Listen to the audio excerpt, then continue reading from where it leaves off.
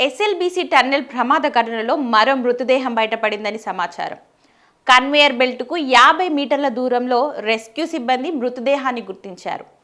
నెల రోజుల క్రితం టన్నెల్లో 8 మంది బాధితులు చిక్కుకోగా ఈ మధ్య మొదటి మృతదేహాన్ని వెలికి తీశారు. ఇంకా 7 మృతదేహాలు అందులోనే ఉండగా లేటెస్ట్గా ఒకరిని గుర్తించినట్లు తెలిసింది. కన్వేయర్ బెల్ట్కు 50 మీటర్ల దూరంలో దుర్వాసన వస్తున్నట్లు గుర్తించిన సిబ్బంది ఆ ప్రాంతంలో తవ్వకాలు జరుపుతున్నారు. ముందుగా గుర్తించిన అనుమానిత ప్రాంతాలు D1, D2 కాకుండా మరో చోట తవ్వకాలు జరుపుతుండగా ఈ మృతదేహం ఆనవాళ్లు లభించినట్లు తెలుస్తుంది. ఈ మృతదేహానికి సంబంధించిన సమాచారాన్ని అధికారులు ఇంకా ధృవీకరించలేదు. గ్యాస్ కట్టర్ల సహాయంతో conveyor belt శిథిలాలను తొలగిస్తున్నారు.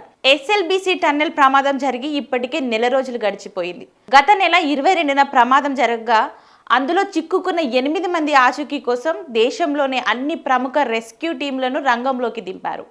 Army, NDRF, SDRF, Singareni, rat hole miners, Kerala కేడర్-1 డాగ్ స్క్వాడ్స్ వంటి వాటితో రెస్క్యూ చేపట్టారు. గత 15 రోజుల క్రితం గురుప్రీత్ సింగ్ అనే కార్మికుడి మృతదేహం లభ్యమైంది. అప్పటి నుంచి తవ్వకాలు చేపడుతున్నా ఎలాంటి పురోగతి లభించలేదు. టన్నెల్ లోపల ప్రమాదకర పరిస్థితులు ఉన్నట్లు అధికారులు వెల్లడించారు. భారీగా మట్టి పేరుకుపోవడం, నీటి ఊట ఉండడంతో సహాయక చర్యలకు ఆటంకం ఏర్పడిందని అంటున్నారు. అయితే టన్నెల్ ప్రమాద ఘటనలో కీలక విషయం వెలుగులోకి వచ్చింది.